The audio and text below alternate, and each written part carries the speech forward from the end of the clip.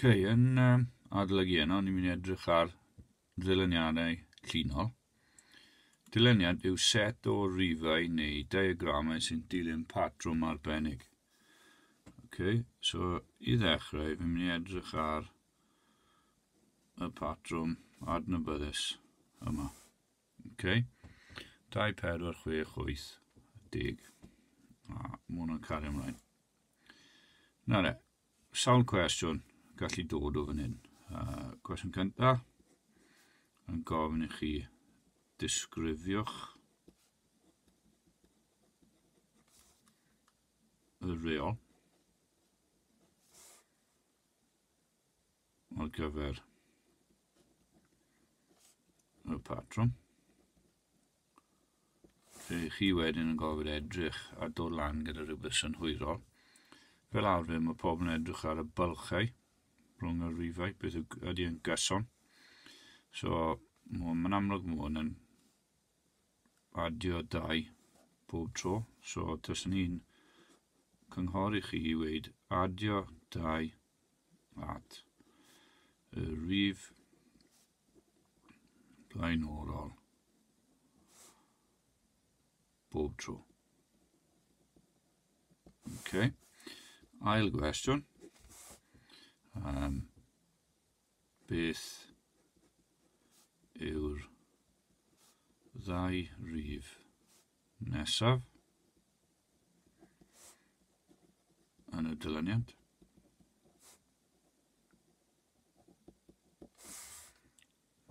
So rhan fwy o bobl yn gweud 12 ac 14. A wedyn, potential arall yw gweud beth yw nfed term yn y patrwm.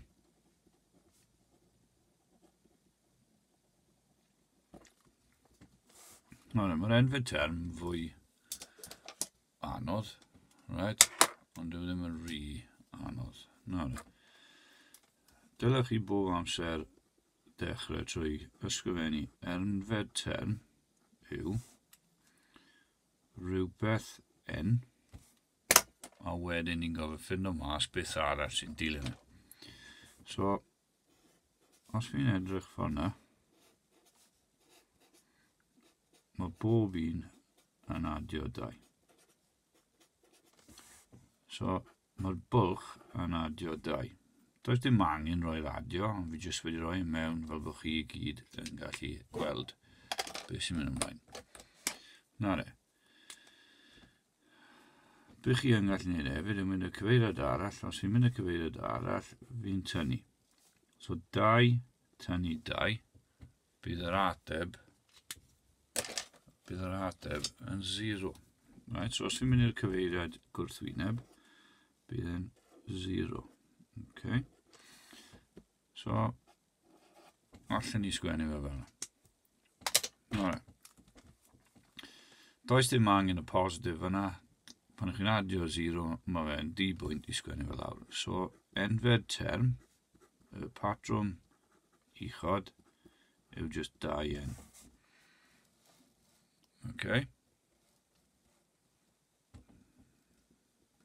Pam mae rhain yn ddefnyddol? Mae hwn jyst fel enw y patrwm. Y patrwm specific yna yw 2n.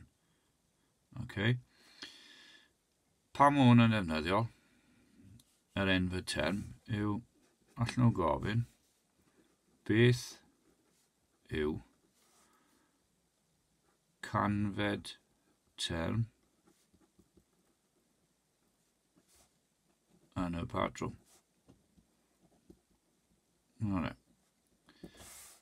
lle bod chi yn adio 2 nes bod chi'n cyrraedd y canfed term, i chi jyst yn gallu amnewid. Lot o fathematig yn delio gyda amnewid. Amnewid 100 yn lle n. So mae'r nfed term yn galluogi ni gyda bach o algebra 2 lluosi 100. So fi'n di swap y 100 yn lle n, a mae'r ateb mynd i fod yn 200.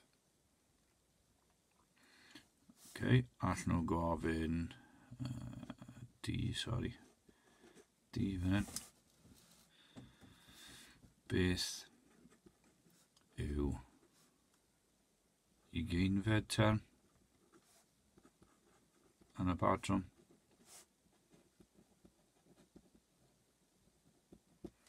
Eto, mae gennych chi'r enfed term, sef enw'r dilyniant. Chi'n swapo 20 yn lle n. So 2n, 2 lot o n, so 2 lot o 20 yw 40. Okay. Nawr, fi'n mynd i edrych ar patrwm arall.